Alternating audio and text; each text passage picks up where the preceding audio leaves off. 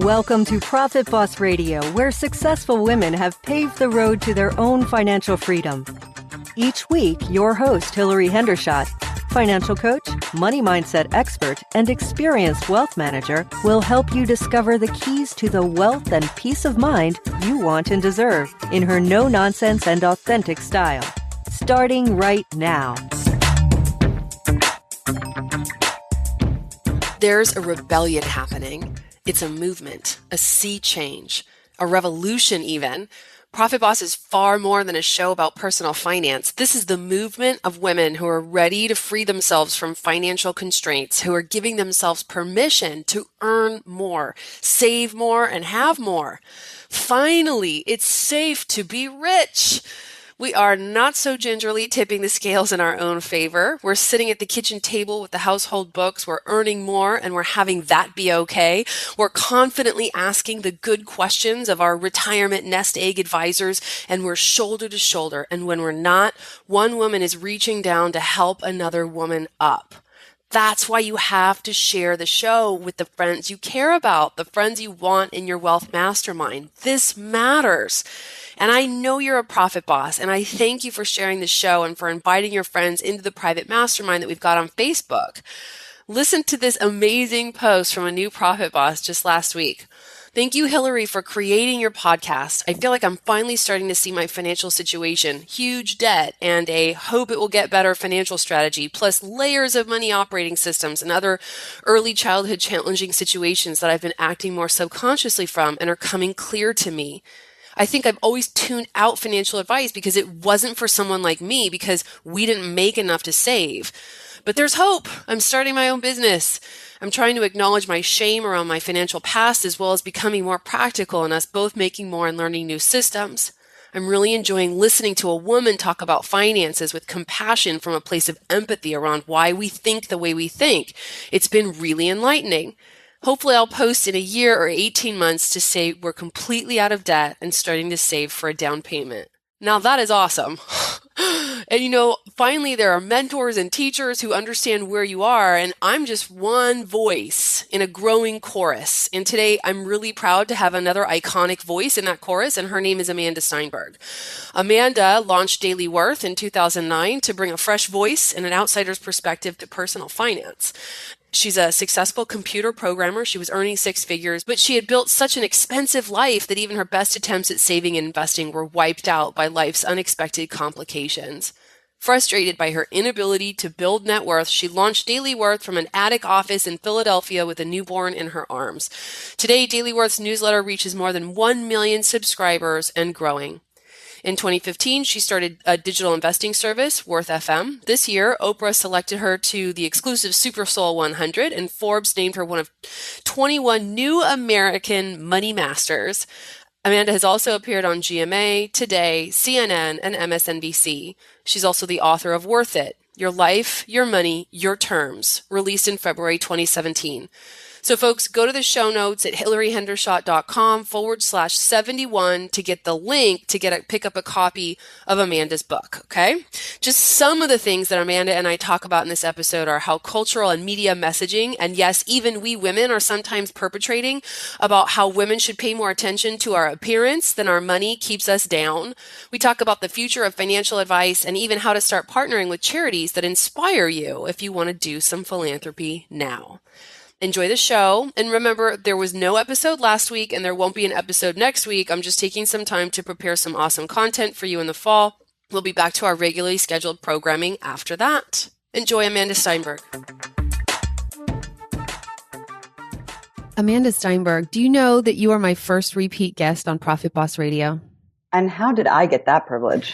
Because you're amazing. And I finally have the circle of life happening here on Profit Boss Radio. Amanda Steinberg comes back to discuss her book, Worth It, and other amazing things. So thanks for coming back.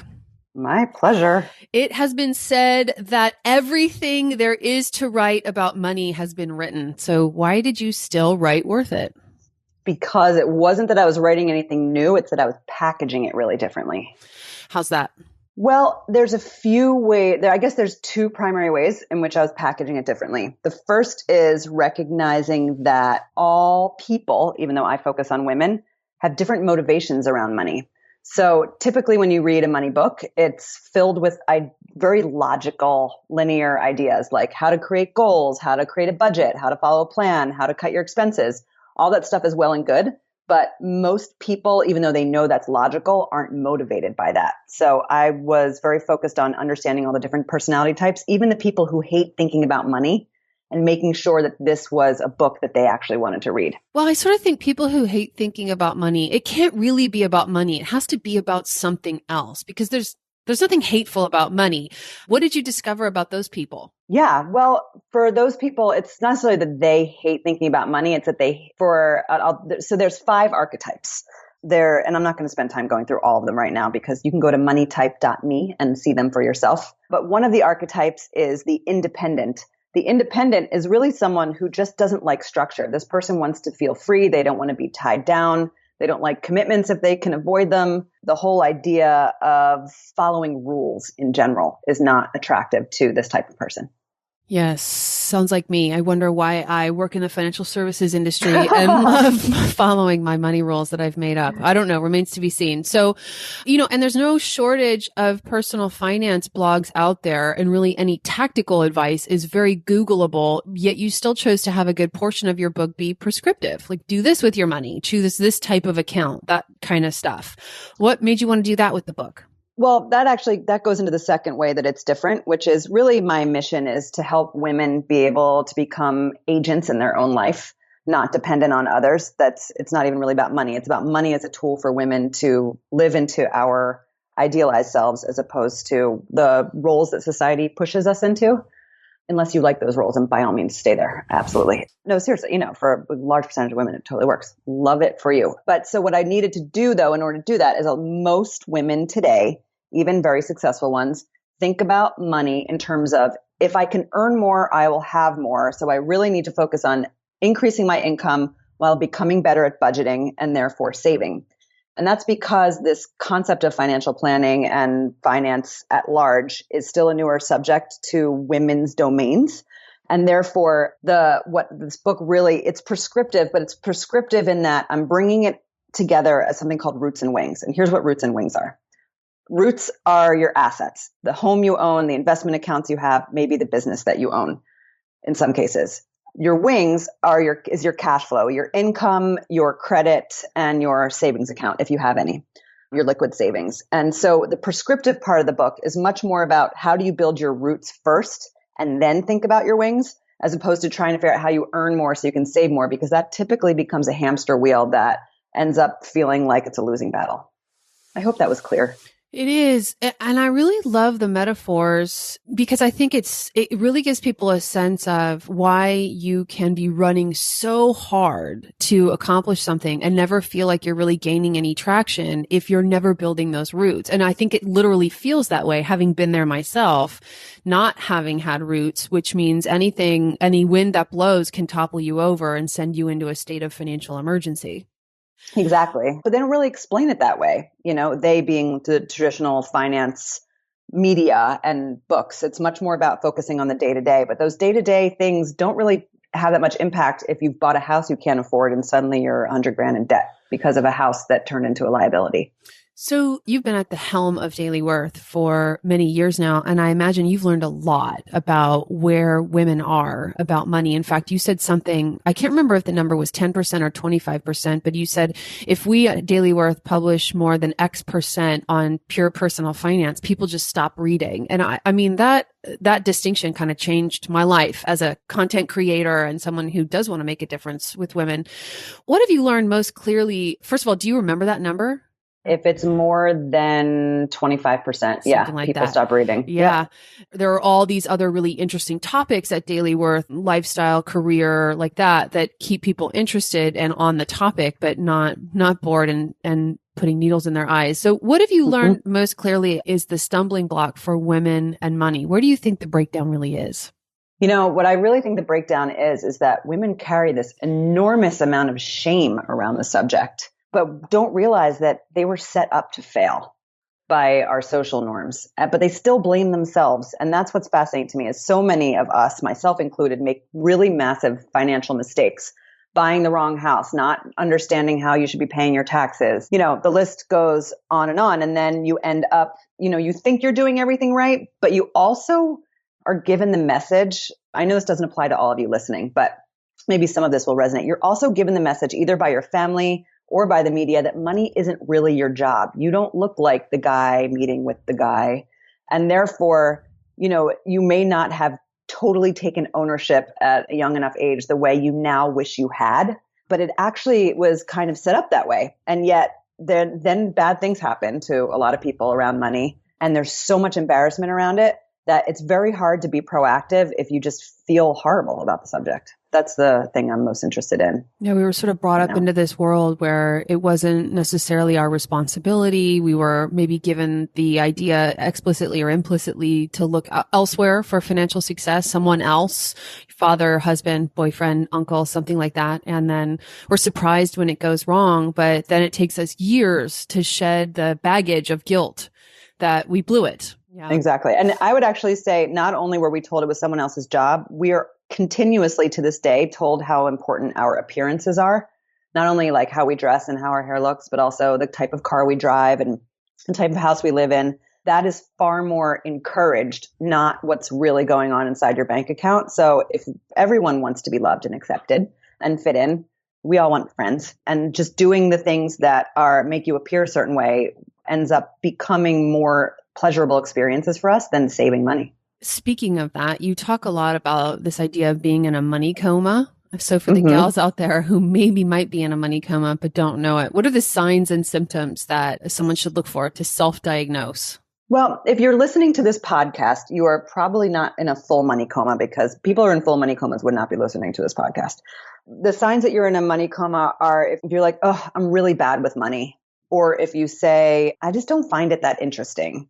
Or things that have it such that you feel you have these really rooted beliefs that money is just not your thing. Because as you said in the beginning, it's not really about money. It's always going to be about something. Money's just a currency. It's just a means through which we acquire the stuff that we want, but we put all this added meaning on top of it that gives us permission to disassociate.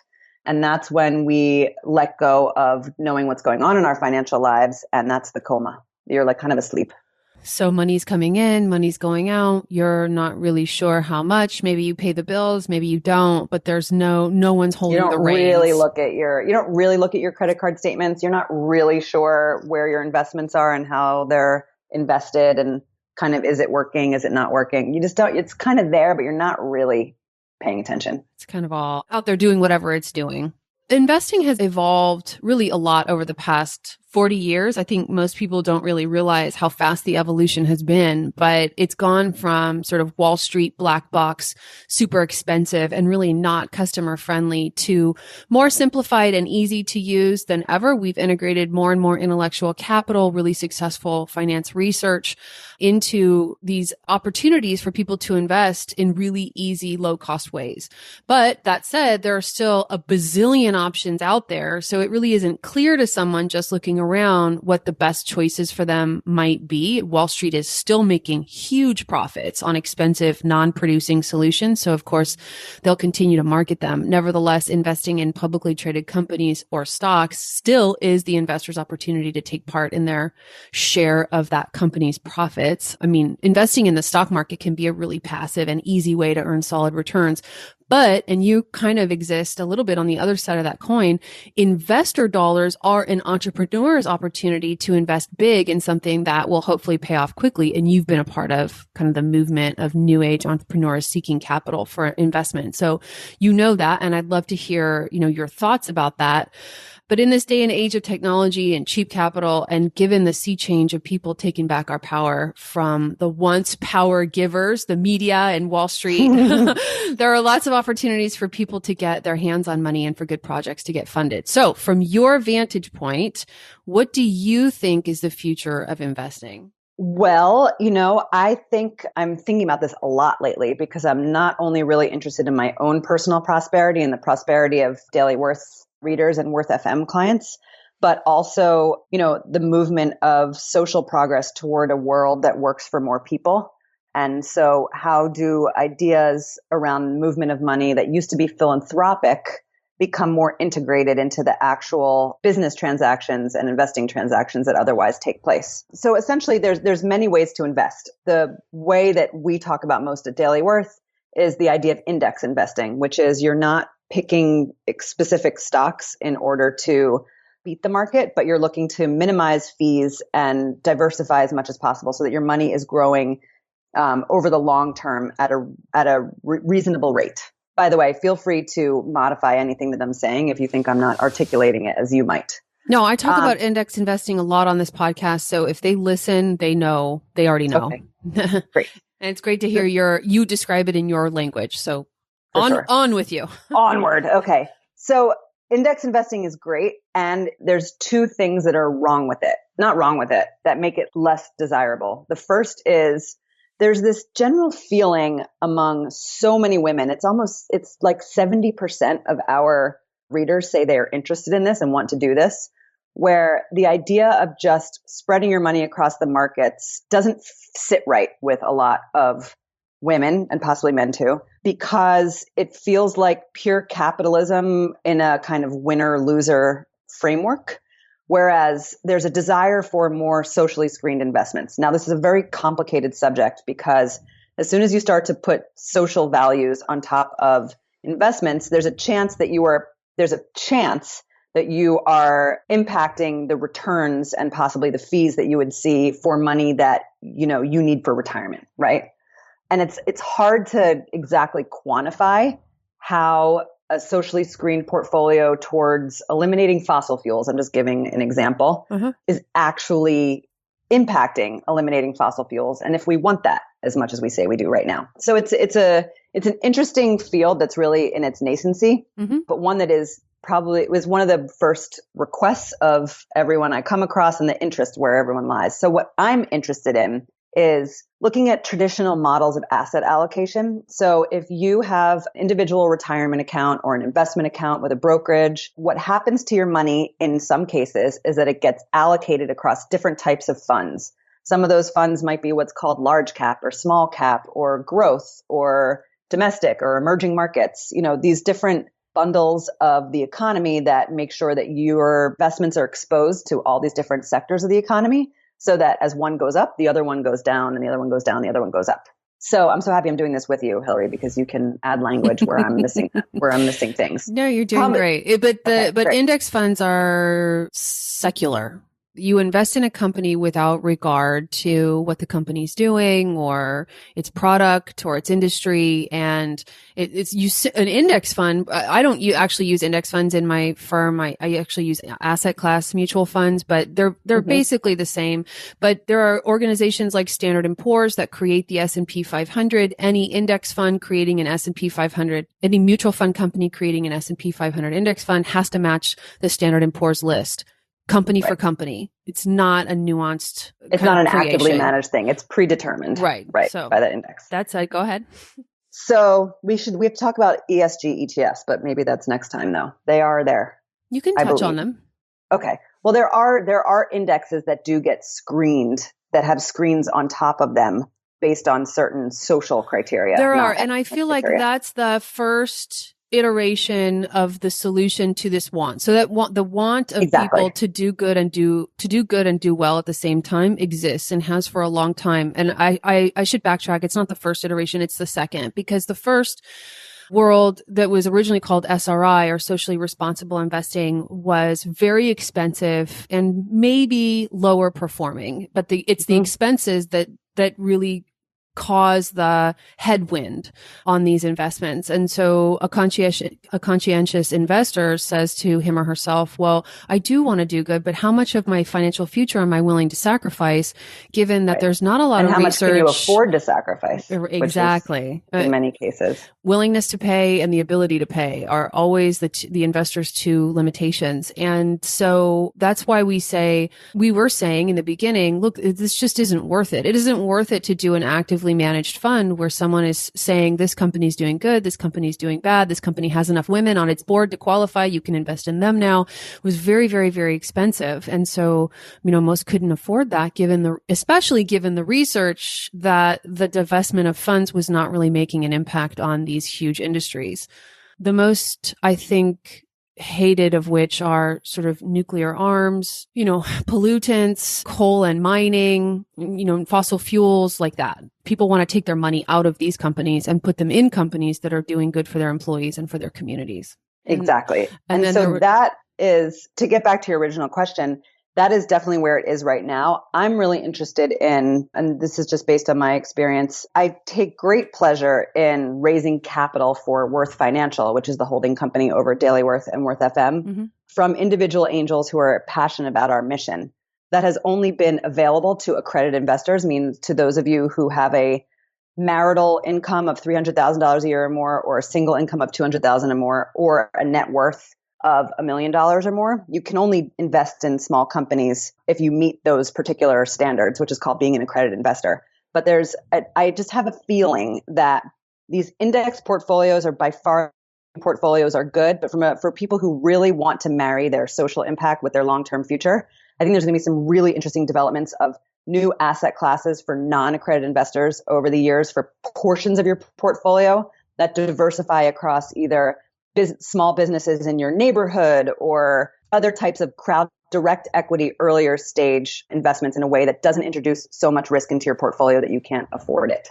That's what I'm curious to see how that kind of diversifies because of digital technology. It's really interesting that you say that, because I had Manisha Thakur on the show many months ago. I can't say moons because I really have only had a show for a little over a year, but she said that she had originally written kind of on the side of the movement of people saying, whoa, hold up, don't get married to SRI investing right now. There just isn't it just doesn't make sense. So she had published in the Wall Street Journal saying that. And then I brought it up on the show and she said, I wish I could take that back because things have really evolved. There's a lot that's available.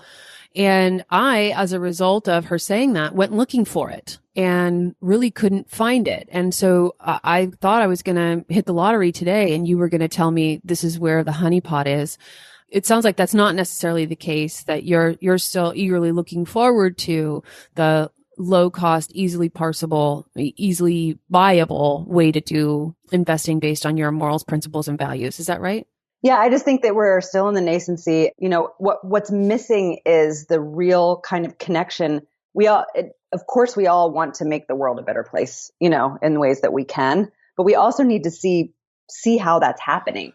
It's one thing to put your money in something. It's another thing to go. It's not a trend that's going to really gain traction if it doesn't have direct connection to impact on some level. So yeah, I just think it's still, we're not anywhere close to where it's going to evolve to, because this is just where I see most of the demand and not a lot of solutions. You hear that from women who are putting their dollars in investments. That's what they want, is they want an ability to connect doing good with doing well. It's the number one request. It's the number one request. There's very little that makes sense. It's an underdeveloped field. It sure is. And then the other thing that I really hear that's interesting that I did bring up in my long sort of pivot diatribe that ended in the question about what do you think is the future of investing? But let's talk a little bit about alternatives to both angel investing and venture capital. I was surprised to hear you say investments in your firm are still limited to accredited investors because of this. I believe it's called Reg D, but the deregulation of angel investing. Does that not apply to you? No, it does. It's just when you do start to raise money, I could raise money right now from non-accredited investors. It's just there becomes a lot of disclosures and documentation requirements that we just aren't administratively set up to do yet. We are totally moving in that direction, probably about 6 months from now. It's still, of course, and should be very highly regulated and brings about all sorts of other things that we need to do as a result of it that we're just not prepared to do yet. And you've set yourself up as an entrepreneur to do things that are alternative to the Silicon Valley way, which is raise 20 million from a high-powered VC and then put the gas pedal down and, make $1 billion, right? And so you've steered yourself away from VCs, is that right? Or mostly? Nope.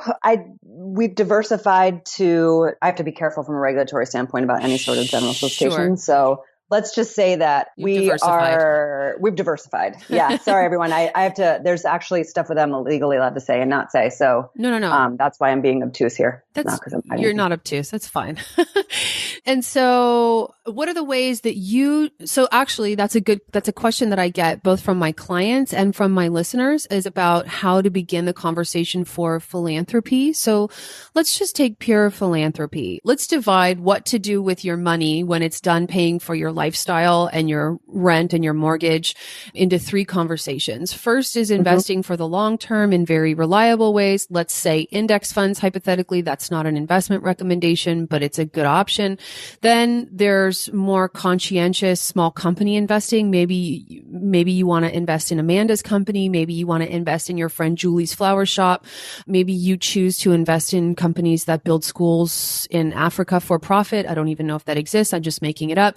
And then there's true philanthropy, giving your money away. And that's a tax deduction, but people want to do that and want to feel good about that. And so I think there's room to give advice about how to begin that. Can you say anything about how you've done that in your own life or what you would recommend based on what you've seen? Yeah, I think it's a really, really, really, really personal question. And the way in which you give back and how much you can afford to give back is totally about what matters to you in that regard. Mm-hmm.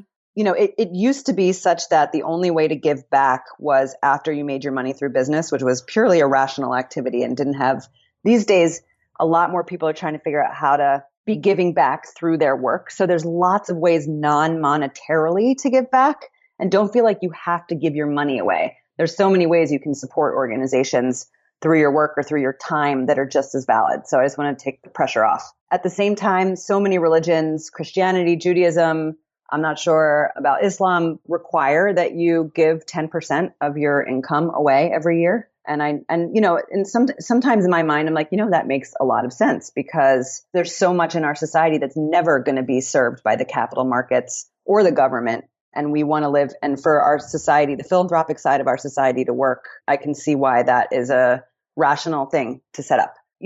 I'm doing horrible on the advice side of this. Do you know I've never given advice on how to think about your philanthropy before in all my 8 years of, we published it. But what are the causes that are close to your heart? Sure. Okay. Well, I have one cause that's really close to my heart that I've given all of my money away to this year that I could, which is called One Light Global. And it's run by a woman named Zoe Wild, who does direct relief missions to refugees in various countries. She always goes where the need is greatest. So in February, she went to Serbia because that's where a lot of Syrian and Afghani and Pakistani refugees are trapped right now because they can't get further than Serbia. Mm-hmm. And so I helped her raise about $7,000 online. And then she flew to Serbia with 2 people and they went to a store and they literally bought like 14,000 meals or something like crazy like that with it. And then we got to participate in Facebook and meet all of the people and see like they were freezing because it was freezing cold and they were coming from warmer climates. So they didn't even have like, the gloves and the blankets that they needed. So I love Zoe. I love what she does. I love her model. And I love that, we get to like give money and then watch it be distributed. Is it a solution to human problems? No, not at all. Then she has to go home and then there's no more money. Is it a solution to political problems? No, definitely not. But it's, when there's so many freezing, starving people in the world, it's really nice to like actually be able to take part in feeding them and making them warm when you can. That's beautiful. Something I recommend to people is just to try it out. Like be with charities as though you were dating, and you can date lots of charities at one time. And so split up your charitable dollars, give to 3 or 5 or 10 and see how it goes. See how they treat you as a donor, see how you feel about the gift, see what you think about what they do with the money and what you see from them in the next 6 or 12 months. And I think, you can continue to pivot in that way. You don't have to feel like you need to pick one charity and align with that charity, like maybe people do with the church or something like that. Anyway, we're a little off topic. I do want to get back to your inspiration coming out of DailyWorth. In your book, you give real life examples of your own and other women's journeys and relationships with money. I mean, frankly, Amanda, the book gets pretty gritty and raw in a very enrolling and vulnerable way. So from from the time you started DailyWorth until this moment right now, is there one specific story that stands out to you the most that has touched or influenced you to make you want to keep doing what you're doing? You know, the poster child for DailyWorth is Tara Gentile. Do you know her? I interviewed her about 3 episodes ago. When I first met her, she was making minimum wage in a bookstore and kind of had an inkling that she was up to more things, but she credits DailyWorth with really shifting her mindset. And you can see where she is today, which blows my mind. Yeah. And she keeps on reminding me like the place she was in her life when she first came across my work. And now I'm like looking to her for inspiration. And there's been so many cases where women live inside of these really constrained, limiting beliefs about what's possible and what they're capable of because no one ever expanded their mind. And that it's not just that I'm going to like help you develop the willpower to have the austerity in your life to not spend more than you can afford. That's not what I do very well. What I am here to do is to really kind of pop certain bubbles in your head so that things that didn't even make sense to you before suddenly become possible. And then your life has a much more dramatic shift as a result of it. Yeah. Tara is really not only has she not only transformed her own financial life, but she's working on transforming the lives of many, many women through her work coaching their businesses. So it's amazing what a little ripple will do. Yay. Exactly. All right, Amanda, thank you so much for your time today. Everyone run out and grab your copy of Worth It. We are going to link to the Amazon purchase now link at hillaryhendershot.com/72. Amanda's a friend of the show. So I expect everyone to do their homework. Thank you, Amanda. Thank you, Hillary. Talk soon. Hey, Profit Boss. Yes, you. Lean in here. I've got something to tell you. Do you remember that movie Mean Girls with Lindsay, whatever her name is, and the fabulous Tina Fey? It was all about this group of in-girls, the plastics. And Lindsay Lohan plays the new girl who wants desperately to be part of the clique. You get the picture. Tina Fey was hilarious in that, by the way. Did you know she wrote it? Anyway, I want to tell you about another group on Facebook. It's nothing like the plastics. I mean, come on, we're not in high school anymore. And seriously, it's much cooler to lift each other up instead of tearing each other down, don't you think? Because as we all know, as women, it can be tough to know who to trust when it comes to getting real about money. That's why I'm so proud of all the courageous women in the Profit Boss Facebook group. It's kind of like hanging out with your best friends. You know, ladies who've earned the right to be called your friend because you're not afraid to show a little bit of vulnerability. It's like that. And by the way, we let the men join too. So if you want to be part of a group of wholehearted women and men who aren't afraid to grow and support each other, give us a visit and bring your friends. Just go to hillaryhendershot.com/profit boss and you'll immediately be redirected to a place where you can request admission, which we will give you willingly. I'll see you on the inside. Thank you for listening to Profit Boss Radio, where creating success on our own terms happens every day. You're not alone in your journey to a rich life, and that's why Hillary is here to add value in each and every episode. See you next time on the podcast for women and money.